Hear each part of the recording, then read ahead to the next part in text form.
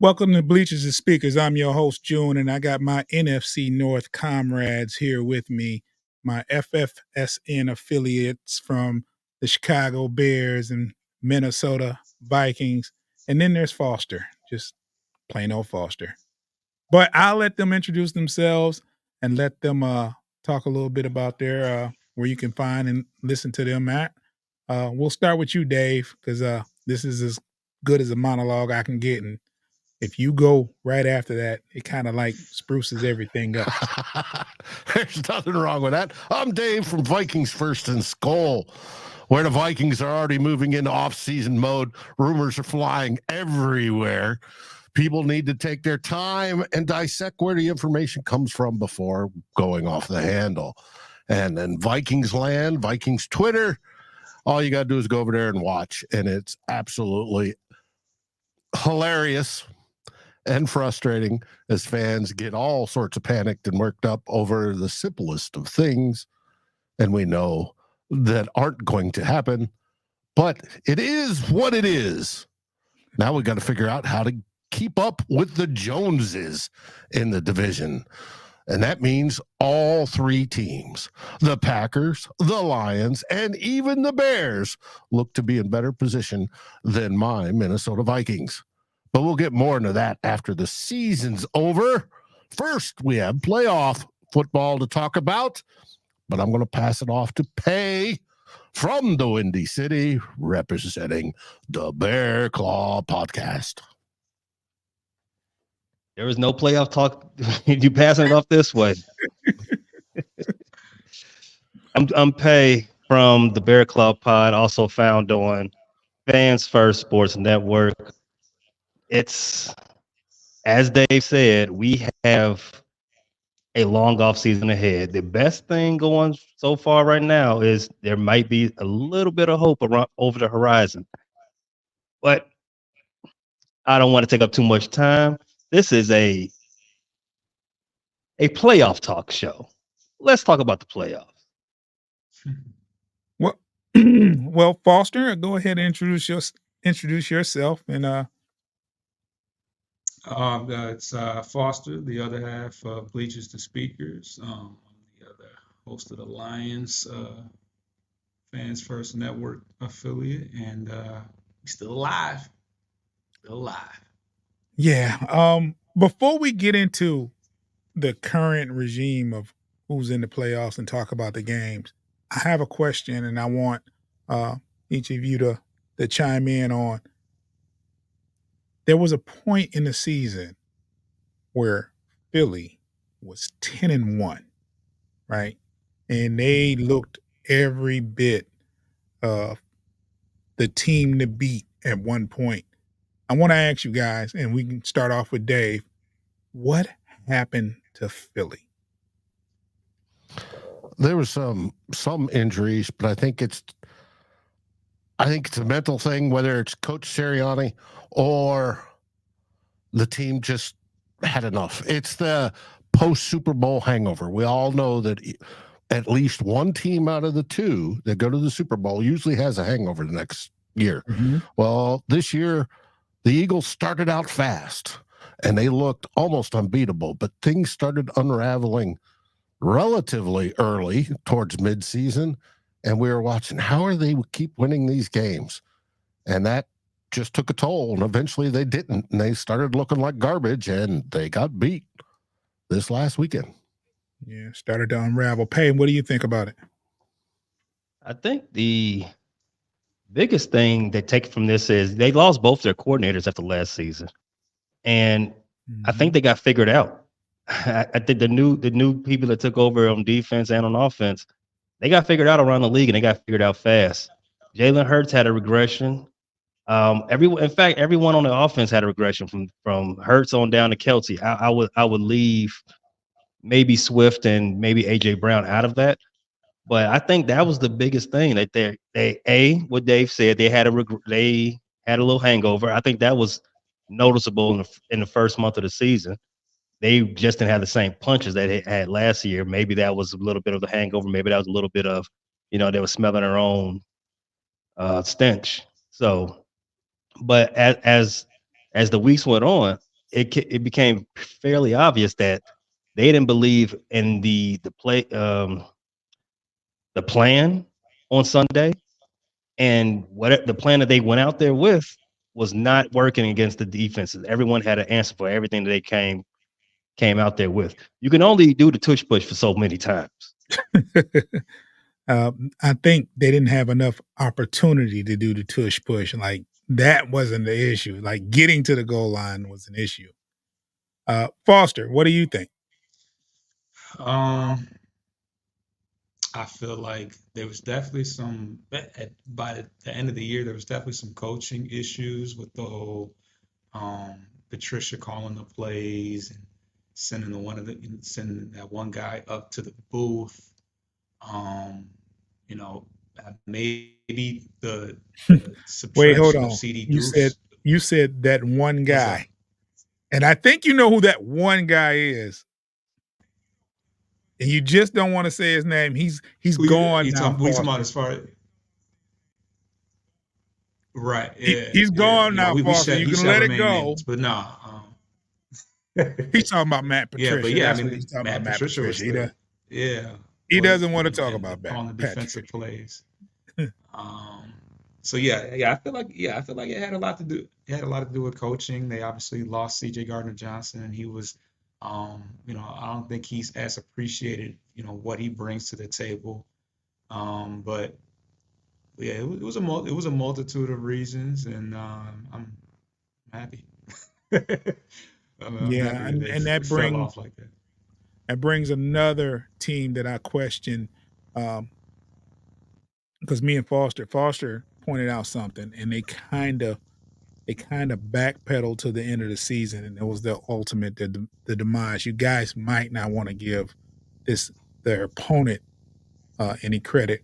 We talk about Dallas Cowboys and what happened to them in the playoff, but I didn't notice. I didn't notice what actually happened till Foster pointed it out. If you look at it, they had the win versus the Lions. They lost to Miami. They lost to what was the Bills. other team? The Bills. Buffalo. It was a bad loss to the Bills, and they beat a Washington team. So it's like me watching this and thinking about like, hey, wait a minute. The past few games at the end of the season didn't look very promising for them. They didn't look very good.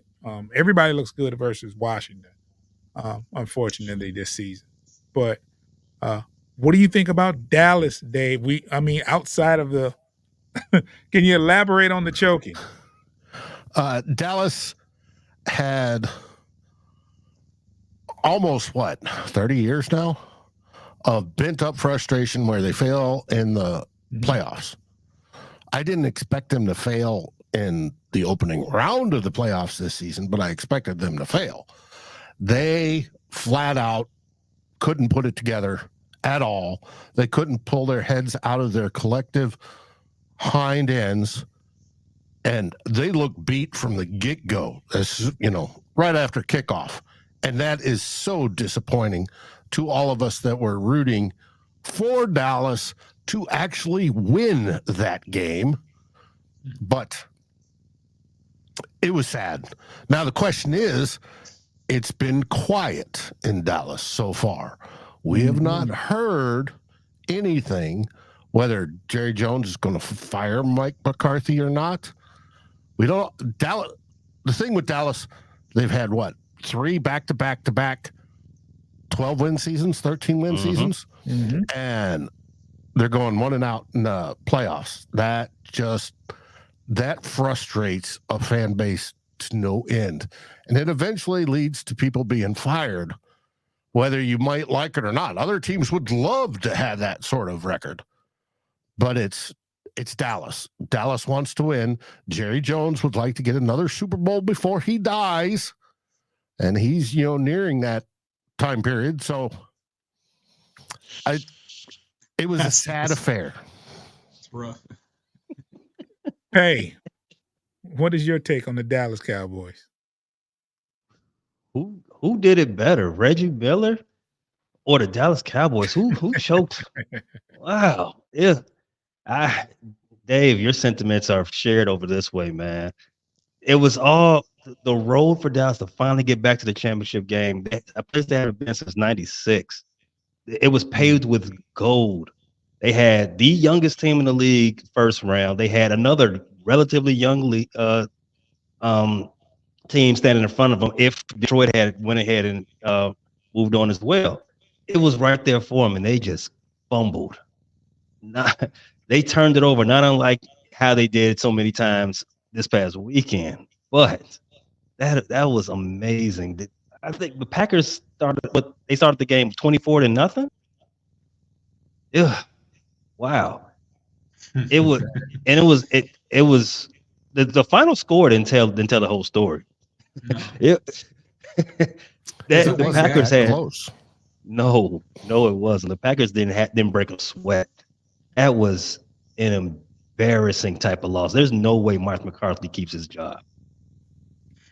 And the Packers even pulled out their starters there towards the end of the game.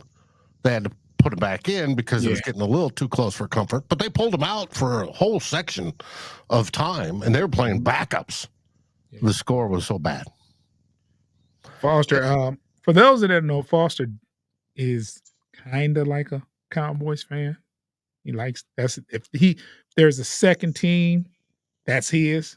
Mm-mm. Foster, what do you tell us something about Dallas? What happened? Just to explain, when you grow up and you first start watching football games, if you didn't watch nothing else, you watched the Thanksgiving game. So of course Dallas and Absolutely. Detroit always played. I And I gave actually supported them more post like Aikman and Emmitt Smith and all that, more in the Quincy Carter and Rocket Ismail. Like, so that was the Right. down, that wasn't even the high. That's how you know you're a real fan, is if you can support them when they, have jokers like that on the team. But at any rate, they just were not prepared. They out the gate didn't look like they belonged. For them to be at home and to have the type of, a semi-favorable road for them to trip out the gate like that, it was kind of crazy to see. I mean, everybody talks and jokes about how, Dak Prescott, and even back when Tony Romo was around, they were pretty good then too. That's always been the stigma, is that they just, no matter how well they play, they don't get the job done for whatever reason. So it was it was kind of almost too fitting that Dakota Prescott gets, throws almost nearly 2 pick sixes. One of them, I don't know if it was the first one was First a one he pick, was and down where he caught it and he got up and he down kind of by got touched contact, in the back barely. of the Barely. so He hit him with his leg.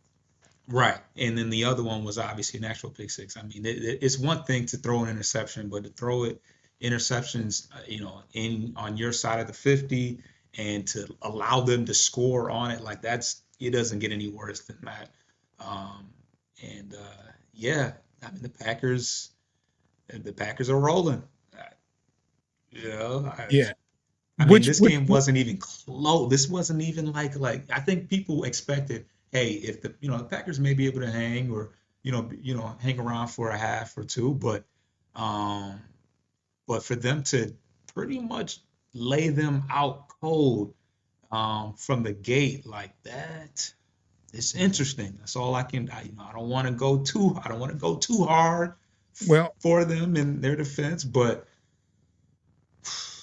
we Love was we almost have which brings my next point, which Yeah. we have to grit our teeth and bear it. No pun there, Pay. But how good is Green Bay? And Dave, you can you can chime in on your thoughts on how good Green Bay is, because the last part of the year they've looked the part. Yeah, the first part they didn't. They looked way disjointed. And we were saying, they're not going to have that third quarterback in a row. Well, now it looks like they're going to have that third quarterback in a row. Jordan Love, however, as brilliant as he can play, does have some of his some bad moments as well. He did not get a lot of pressure against the Cowboys. That's going to change this weekend against the Niners, because that Niner defensive line is ferocious. It's going to be interesting to see. How good are they? They're good enough to finish second in the NFC North. Now, will they be able to keep that next season? I don't know. They've got some offseason issues they're going to be looking at as well. But the fact that they found their quarterback, well, it looks like they found their quarterback, and he's under contract next year, I think they have a chance to go out swinging this weekend. But I'll give it just that. And the spread is so big, I would take them on the spread, but I'm not going to take them to win. Perry, I know it's not the most pleasant thing, but can you chime in on the Packers? Oh my goodness, man! I mean, on one hand, they are 7-2 since Thanksgiving, but if you look at the schedule, it's not super convincing. So I think that's a good reason as to why we kind of brushed it off. It's fool's gold. Yeah, they're winning some games. They're stacking up some wins. They still needed to win a game in Week 18 to get to where they are. On the other hand, Jordan Love did throw for 30 touchdowns. He did. That's something you can't sniff at. I don't remember the last time I've seen my quarterback do that. So it's a professional. I don't. Professional. Dude said he was professional. Yes, he definitely looked the part. He came in with his briefcase and got down to business. I cannot fault him on that. But how good are they? None of the metrics tell you that they're a good team. Everything, if you're looking at this from a statistical and data analysis standpoint, nothing tells you that they're a good team. They're an average team. Maybe they caught fire, a little bit late. That happens in football. You get on a roll and, things snowball.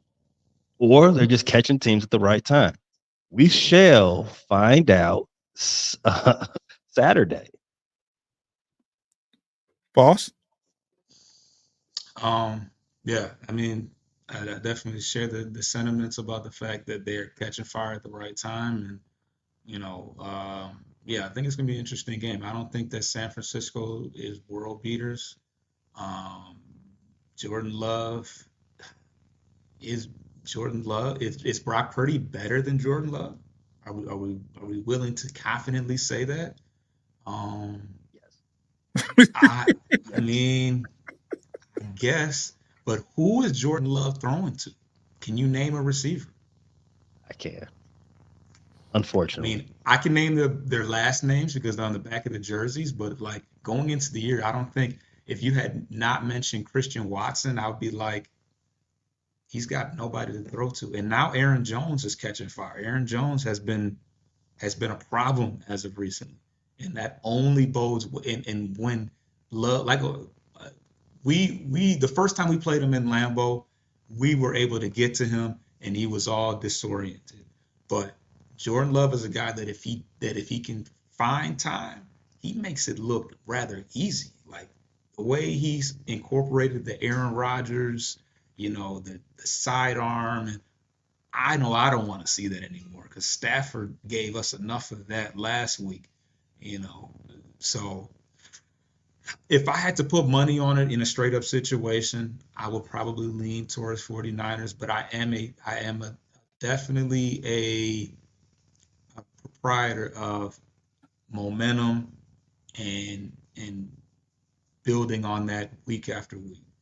And I mean, doing what they did to Dallas, we can look at history and say, they were supposed to. We didn't see that. We didn't see that coming.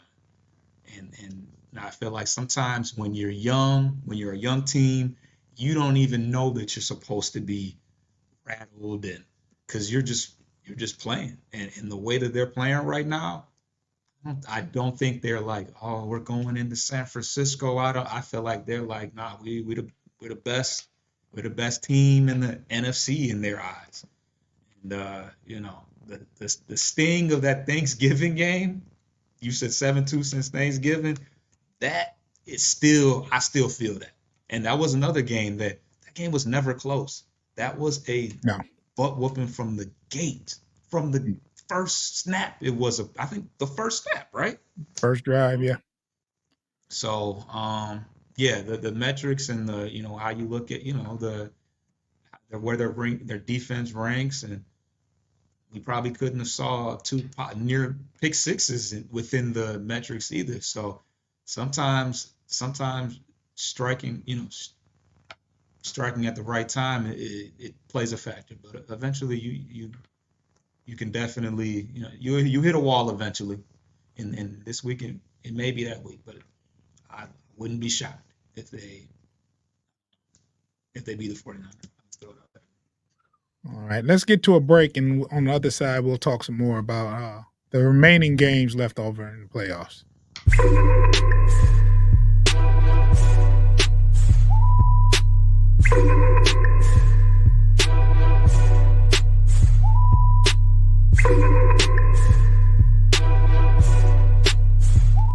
And we're back. I want to talk about the remaining matchups in the playoffs. I don't have the list offhand, but I can mention a game we can talk about. Foster, if you can look up those games for me to see what's remaining. But I know the very game we just talked. Let's talk about Lions versus Tampa Bay. And there's no punches held or anything. Tampa Bay did a magnificent job versus Philly, especially in the second half. I want to know, and we'll start with Pay this time. Pay, what's your thoughts on this upcoming game, Tampa Bay at Detroit? Ooh, I do like.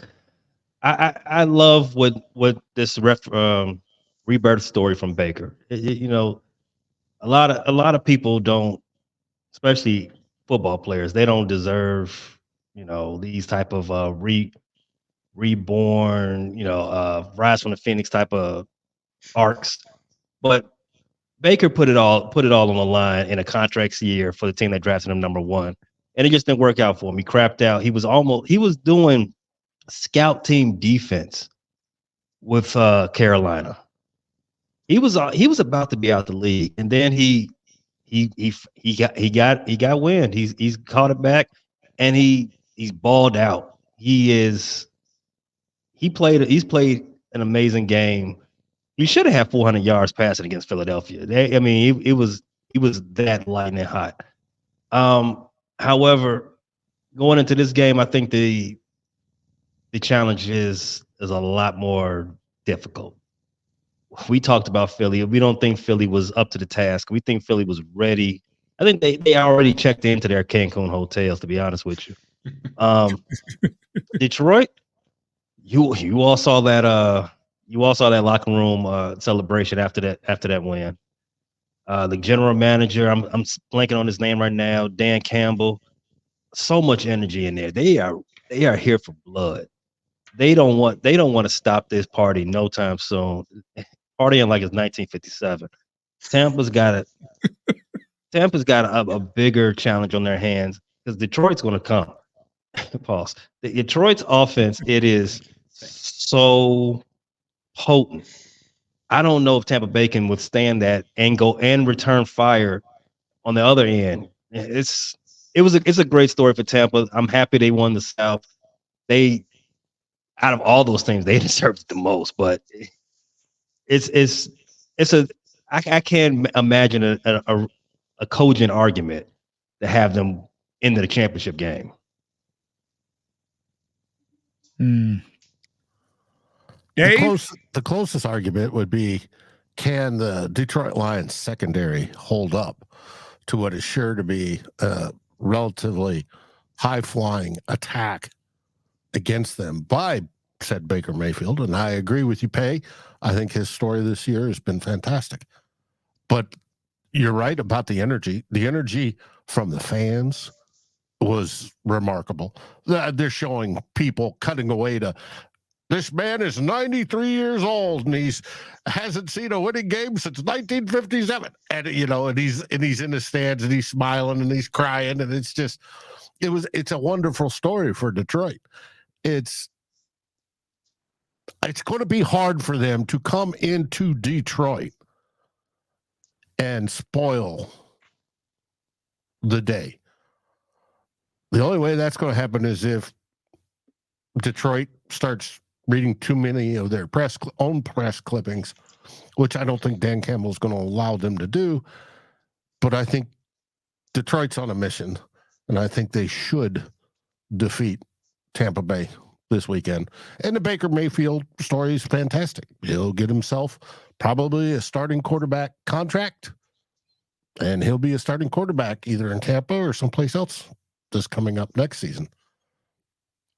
Yeah. But I think the roar will continue as we watch Detroit win this weekend and advance to the NFC Championship game. Foster, how do you feel about this matchup? I'm feeling good. I'm really excited about the fact that we were able to get that second home game back. Things really kind of fell into place as far as that's concerned. We're going up against a team that we already faced at their house.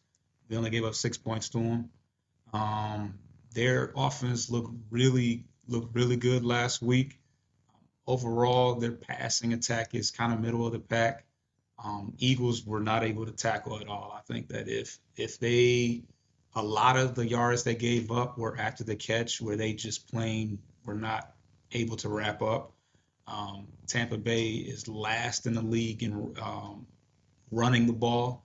We're already pretty tough against the run anyways, but I think that makes things easier on us. I feel like we can really pin our ears back and get after Baker Mayfield. The pass rush was kind of shaky last week. Hutch did get 2 sacks, but not too much of anything else happened. Alim McNeil did get home a couple of times and, hurt Stafford a couple of times. He hurt his hand one time, and then I think Hutch hit into McNeil, and he nearly probably had a concussion on that play. But as far as what my biggest concerns are, is Tampa Bay does get after the quarterback. They got Kalijah Kancey, they got Devontae David, and so they're pretty tough up front, and they're pretty tough against the run. So that's what that's what I see as being our biggest concern is going up against their front. But we got one of the better offensive lines in the game. Lastly, getting still in that game that we won 20-6, we had a lot of guys injured in that game. We had some depth on the defensive line that was injured. Jahmyr Gibbs was hurt. Sam Laporta was questionable. Brian Branch was out. So we were pretty shorthanded in that game as is. And when it comes down to it, I think that once again, the home field advantage is definitely going to be a major intangible for us, because if it was loud for the Stafford game, obviously that was a very emotional and nerve-wracking, anxiety-filled game with all that was on the line with that. But it's going to be even crazier this weekend. And I think the Bucs are going to get theirs as usual as far as getting some pass yards on our secondary.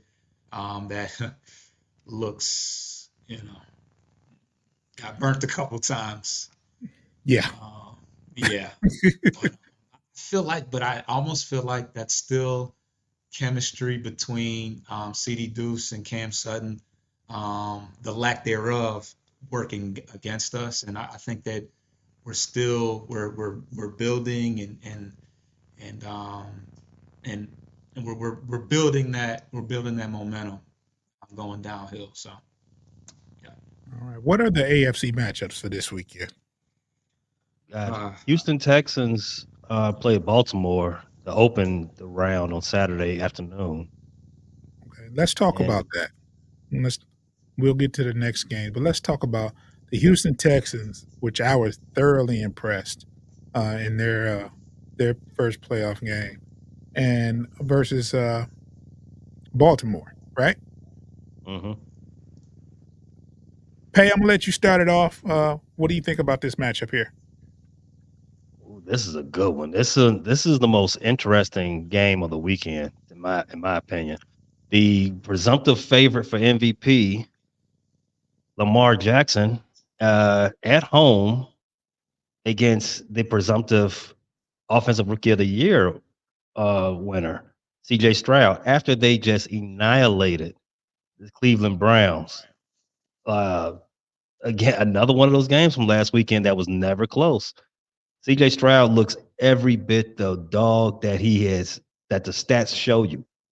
Yeah, 3 touchdowns, real easy stuff going on over there.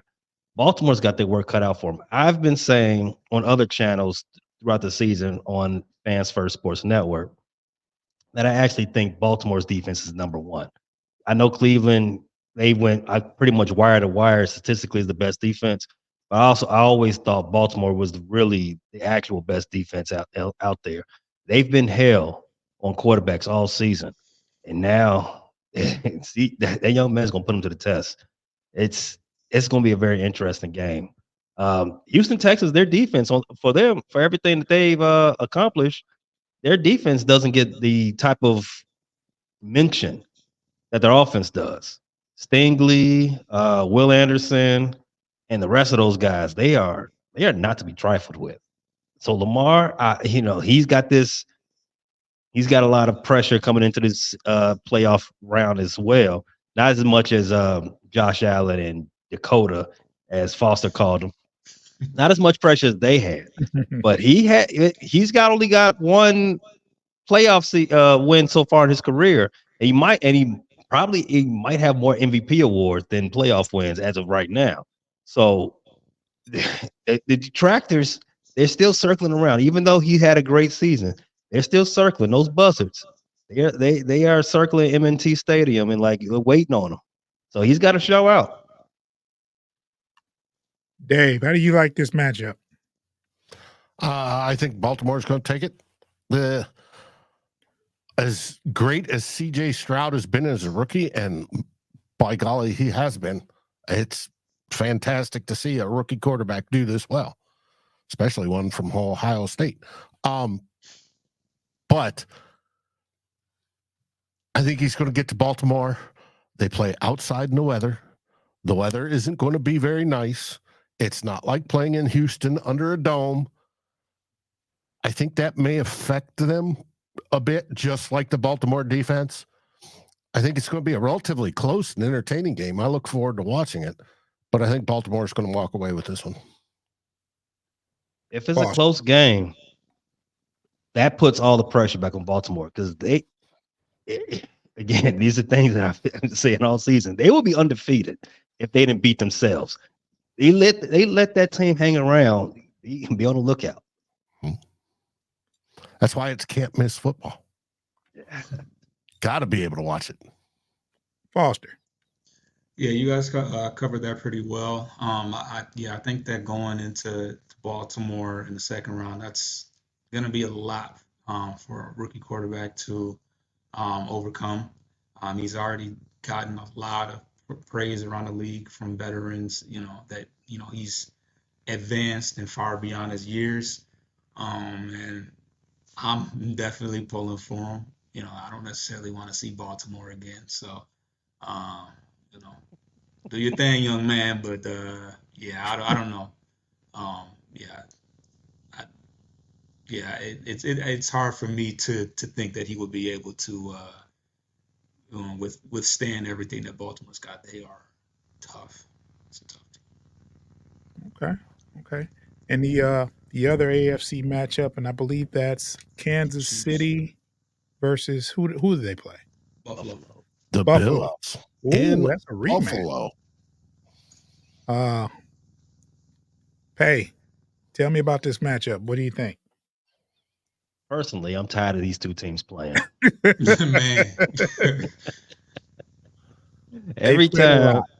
Yeah, man. Every time they play, the loser everybody get the up in arms, and now they got to change the rules just because of these two teams. I'm about tired of it. But if Buffalo was ever going to beat Kansas City, it would have to be now. Yeah. If anybody had a shot at dethroning Kansas City, it needs to be Buffalo in this round, because if you let them build up enough inertia and get into the championship game somewhere they do not deserve to be. If you look at their season as it's been so far, a championship team, they are not. But if you let them get that playoff mojo going, get those juices flowing, look out. They might just mess around and repeat. Well, but on that same side of that token, Buffalo has not been the same team as they've been in years past as well. Both Yeah. teams are not that great. The one thing that's working in Buffalo's favor now, they have home field advantage. Now they've decided to run the ball a lot more. The only thing is the same thing that's always killed Buffalo. The whiskey tango foxtrot from Josh Allen. Those type of, what are you doing plays, turn the ridiculous turnovers, things like that. Even from James Cook, their running back. If they go out there and do that same stuff out there in the cold, and Kansas City capitalizing as a champion does, look out. Mm-hmm.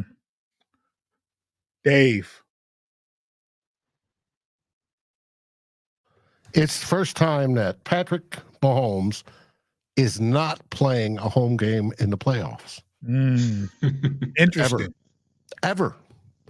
And that to me is very interesting. And I agree with you, Pay.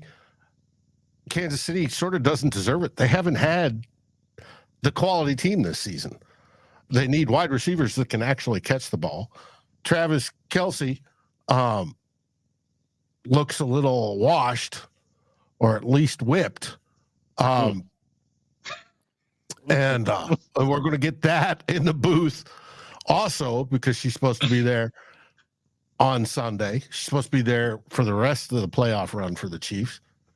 And she's good for football. I admit that.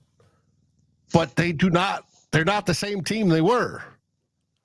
Whereas Buffalo, who usually starts out on fire looking great and then sputters down at the end and they all start bickering at each other. Well, this year is sort of a reversal of that. They started bickering at each other at the beginning, and then suddenly they put it together, and they're playing very good football. So June is right. If there's a time for Buffalo to beat Kansas City, it's now. It'll be this Sunday. And it's going to be 21 and windy. I don't see feet and feet of snow. Let's see. What is it? Let me make sure that's the case. Saturday or Sunday, 26, partly cloudy. Winds 11 miles an hour. So it should be a balmy day in Baltimore or in Buffalo. Not too bad. Not for this time of year. No. Considering it was negative 30 in Kansas City last weekend. Foster. Yeah, the Bills. I think they're more. Yeah, I think home field advantage is definitely going to be a major key. Even though it wasn't very warm in Kansas City, or it was freezing in Kansas City for their game. But I think that their style of play, the Bills is much more conducive to their elements. They got. I think they have the edge running the ball. I don't think Pacheco is kind of a cold weather inside the tackles guy. And I think that they got the two-headed monster at tight end, Kincaid and Knox. I think that I think the Knox have two. They each had touchdowns. I don't know if one had, but they each had touchdowns. And I think that just screams that blue collar, hard nosed footballs when you can get your tight end the ball. And I think they'll be able to control it. And then their quarterback is a runner in itself. That run, that 52-yard run he had where he bounced off the defender and got in the end zone.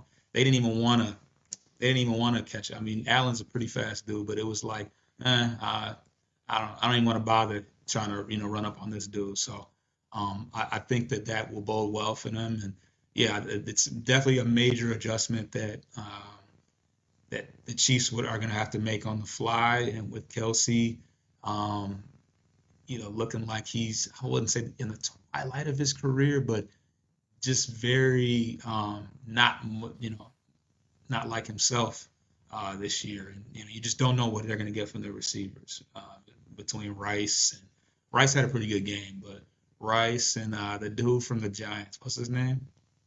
Start with a T. The last name starts with a T, but he's been dropping. Kadarius Toney. Tony. Yes, he did us a favor in our game. I thought wasn't he cut? Is he gone?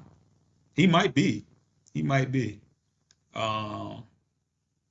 Yeah, he wasn't. He didn't have a stat, so he may be cut. But that speaks volumes in itself. It looks like Rice. Well, yeah, Rice and Kelsey had most of the catches last game. But anyways, I think that they just don't have enough weapons, and the Bills are more equipped for the personnel in that particular scenario. Let's get to a quick break, and then we'll wrap this up with the last prediction for the weekend there.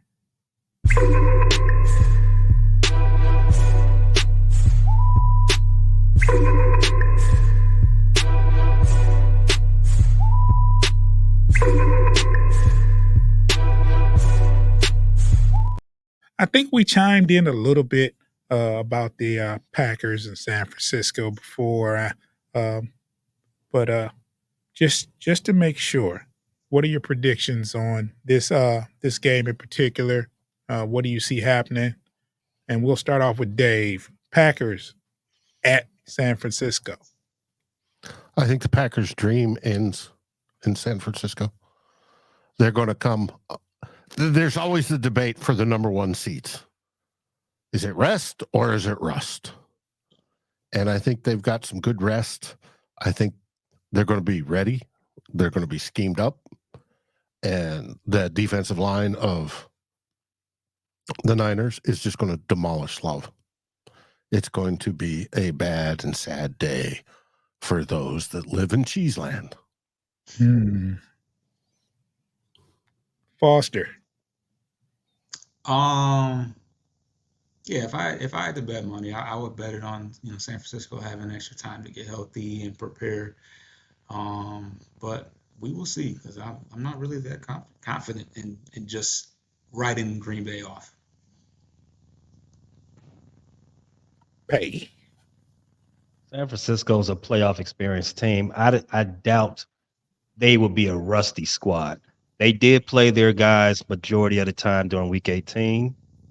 So I'll take Week 19 as just a bye week. Extra time for the coaches to get all the information they need and to have their guys prepared to go out there and smoke that cheese. They are going to go ahead and take care of business. I think.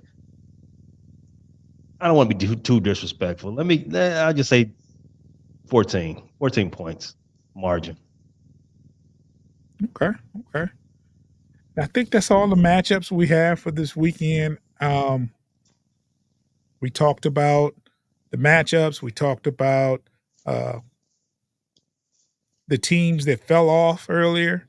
Just a quick recap of what we talked about. And we don't have a Green Bay affiliate here, but we do not want to go without talking about the Bears in Minnesota going forward. So we talk about this. We talked about this a couple times, Pay, and I'm just curious. I've been watching the mock drafts, and I don't know if you paid attention, but what are you seeing, and what direction do you think you're going with Justin Fields as far as the draft is concerned? Me personally, I'm kind of scared of Justin Fields' ceiling. It's just a matter of him getting there. But you can chime in on your thoughts about your team there. Well, as far as the Bears, the only news the Bears have to contribute to the NFC North this week is Caleb Williams declaring for the draft. Once that domino fell, we can start putting the plan into action as far as what we do for the draft. But before all that, the Bears need to hire some coaches. They only have 3 coaches on staff at this point. Number one, the most important is the offensive coordinator. That's going to determine largely where the Bears go in this draft. They've had some names in the building so far. The most notably Greg Roman, former San Francisco Niners and Baltimore Ravens offensive coordinator. Why is that important? That kind of points you to believe that the Bears are considering keeping Justin on. Yeah, if you remember, Colin Kaepernick had his best season with Greg Roman as his offensive coordinator. Lamar Jackson's MVP season had Greg Roman as his offensive coordinator. So yeah, it's kind of a lot of people in the Bear lands thinks like, okay, if they do mess around and hire Greg Roman, we understand where this is going. As of right now, they have not hired anybody. Greg Roman had one interview. They have not decided that they were going to bring him back for another one. What I see them doing, I don't see them making a decision anytime soon. I see they stringing this out for as long as they can, maybe get some more teams out of the playoffs, get some more interviews available just to cross all the T's and dot all the I's, which they should, something they should be doing. Try to get the best man available for the job. And that will be somebody who can sell them on the direction. I feel that Ryan Poles is leaning more towards Caleb Williams. But as you all know, in a job interview, you need to sell yourself on, for that role.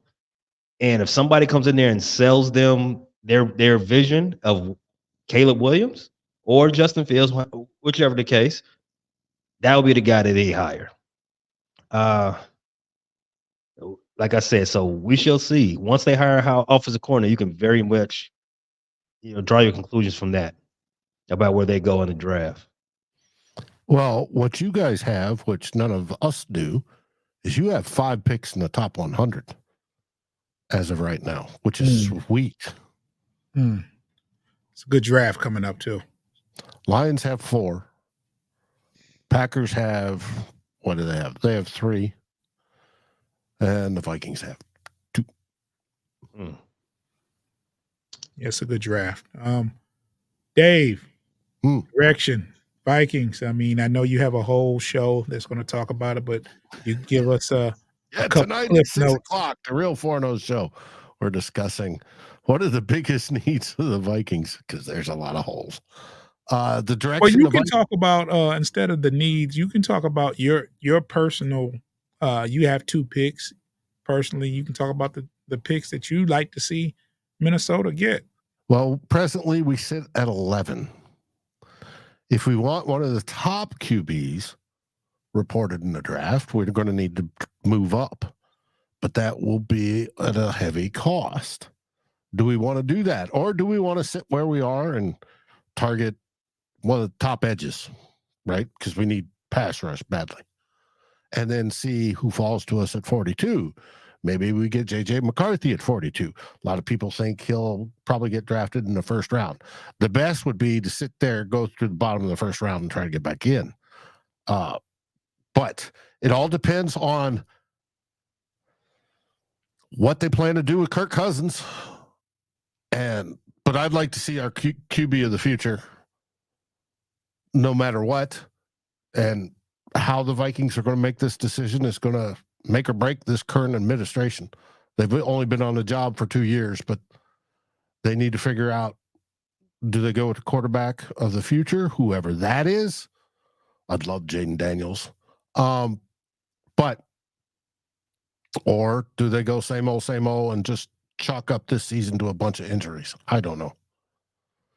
Most of the fans don't know. That's what drives everybody crazy. Right. Got a comment I'd like to read. Richard Bossler says, Lions have the strongest momentum of all the teams. Remind me when the Red Wings won the Cup in 1997. It's pretty good momentum. Green Bay has their momentum, as we and Foster talked about, is going pretty good from a momentum standpoint. Foster, we're not going to leave this without talking about the Lions gets. Me and Foster got a show we're going to talk about. We're going to have our own little mock draft coming up. So, but On Bleachers to Speakers? yes, definitely it'll be on Bleachers to Speakers. I'll have to tune into that one. Tune into that one. It's going to be after the season, and it's going to probably take us about a week to do the research and stuff like that. So, but me and Foster is going to do a whole show. It's not going to be the entire draft. It's just going to be a composite of the draft picks. We're going to pick from where we stand, and we're going to use other mock drafts to kind of figure out who's going to be left and try to narrow it down and come to an agreement on who we think the Lions should pick with their 4 picks. But Foster, who's available at number 32? Right. Hey, Right. Well, Foster, glaring needs for the Lions. Me and you have talked about this, and I think those needs are still prevalent. So, but you can still chime in on what do you think the Lions should look for in this draft? 100%. 100% a cornerback. I think that's definitely quite the consensus. Halfway through the year, we said, okay, Jerry Jacobs isn't the guy on the other side, but Cam Sutton, we can count on Cam Sutton. Cam Sutton has had some struggles as of late, and not at the best time, but yes, we definitely need to get some assistance in the way of cornerbacks, whether it's the draft. I'd love to see us go get one early on in the draft, but I'm not opposed to us looking into signing some in free agency. Obviously, Mosley played one game, and I think 1 or 2 plays in ended up tearing his ACL or Achilles, something like that. But yeah, we definitely need to revisit the cornerback position and an edge rusher to go. If we can get another guy that can in any way be as half of a threat as Aiden Hutchinson, that will do wonders for everything, including our secondary, to be able to get pressure at a more consistent rate. So those are the big ones, but I would say who the best available out of those 2 positions at the spot that we're picking at, wherever that is. Okay. Well, that will wrap it up for this week. I just okay, hold on a second. That'll wrap it up for this week. I don't know how if we're going to do a show. I would love to continue doing this show until the season's end. I was under the impression, like I was just thinking, well, maybe these guys don't want to do the show anymore with the playoffs being here. But I would love to be here next Wednesday and any other following Wednesdays, as long as I don't care if any team, I don't all the way up to the Super Bowl if possible. Even after that, I wouldn't mind. What are your thoughts, gang, on this show continuing on Wednesday? Oh, everybody's waiting on this show come Yeah. Wednesday evening, Thursday afternoon. I mean Thursday morning. This is the NFC is looking forward to this. I get all sorts of feedback. They love this show. Great. Even the dog get excited. Yeah, Merlin's gotten excited over it. He wants it too. All we need is a Packers contributor, though. Yes, if you're listening and you're a Green Bay Packers fan, and I pray for you, we could use another affiliate effort. Just get in contact with any of us. We'll link you to FFSN, and if you're interested in doing a podcast on Green Bay, just reach out. I mean, you could even start today if you like. I mean, there's still football season left. We can get you acclimated, and any way we could help, we'll do so. Pay, what's what's your show schedule and what's your show called and where can people find your show and all that good stuff? So Chicago Bears have been in off-season mode for a little while now. So on the Bear Claw Pod, we've got an off-season schedule two to keep up. We have started a series called Justin versus Caleb. It is the biggest debate in the around the league so far. We're gonna have guests on. We're gonna debate this from both sides, and it's gonna be a pretty good time. Outside of that, we're gonna hit every emergency pod when it comes. We hire offensive coordinator. Expect a show when it's time for the draft. Expect a lot of coverage on that. We're also doing deep dive reviews on the offense, the defense, Eberflus, Ryan Poles' acquisitions. So we're gonna keep you entertained and engaged as all things Chicago Bears coming up, all for the next 7 to 8 months until it's time to go back to camp. You can find all this information, all this great content anywhere you get your pods. That is Apple, Spotify, Google while they're still around, Amazon Music, Pandora, Stitcher, TuneIn. All of these places, we are right there for you. Ask Alexa, play the Bear Claw Pod. She'll take care of you. Dave, your shows. Over at Vikings First and Skull, we have a series of shows. We have the Real Forno Show with Tyler Fornes, executive editor over at Vikings Wire for USA Today.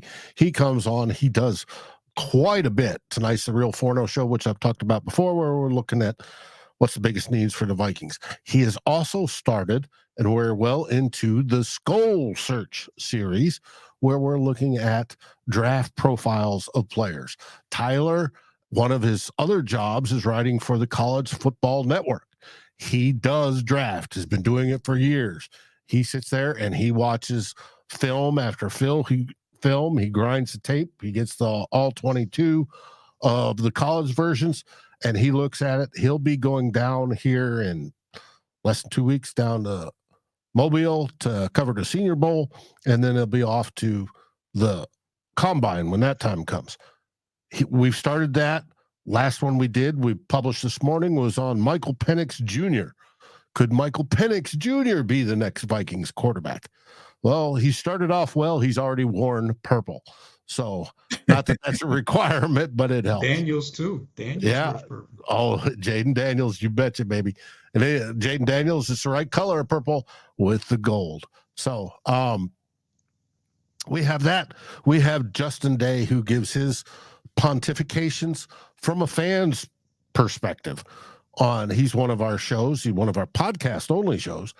And then we have two old bloggers, which is myself and Darren Campbell, who have been blogging for over 2 decades apiece. We do a long form show. It's more of a Sunday type show where we're getting into deep topics. And this weekend's topic, the first one, is about the NFC North. Are the Vikings falling behind? What are they going to need to do to stay up or surpass everybody in the North? And it's a good question, because it looks like we're sliding away, even behind the Bears. We haven't seen that as Vikings fans in forever, and it's driving us all nuts. But all that can be found over at Vikings First and Skull, whether it be the YouTube page, whether it be your favorite podcast aggregator, no matter which one it is, and over at Fans First Sports Network, the website under Vikings or VikingsFirstandSkull.com, you'll find our writings. And we've got a couple of series of the draft profiles already started. So if you're looking to find somebody and you want to see how they might fit, go check it out. Sounds pretty good. You can catch me and Foster, Motor City Metrics. That's the YouTube. And you can also subscribe to our new channel, which is Bleachers Speaker on YouTube. And you can catch our shows on all podcast streaming platforms, FFSN, Bleachers and Speakers. We also do the Pistons shows. Yes, it hurts. We do the Pistons shows also the same. The name of the show is post game podcast, and you can catch us there on Motor City Metrics as well, and all the same streaming platforms we talked about. Just FFS post game podcast at FFSN. You'll find us. Foster, you have anything you want to add? Let's keep this ride going. Not ready for it to end yet. Guys, I feel very privileged working with you guys. Even outside of the shows, just the chatting and everything else. So I appreciate you all. And this is pretty dope. This is a dope gathering. We need a Green Bay affiliate though to make it complete though. Next season, I hope there's a Green Bay affiliate. We've had 2 different ones this year and just didn't pan out. So I want you guys to enjoy your evening and be safe. I don't know how the weather is around your parts of town, but it's going to be snowing here in Detroit, near Detroit, the past next couple of days. It's already cold, but it's going to warm up to 17 degrees so it can snow. So hang in there. God bless y'all.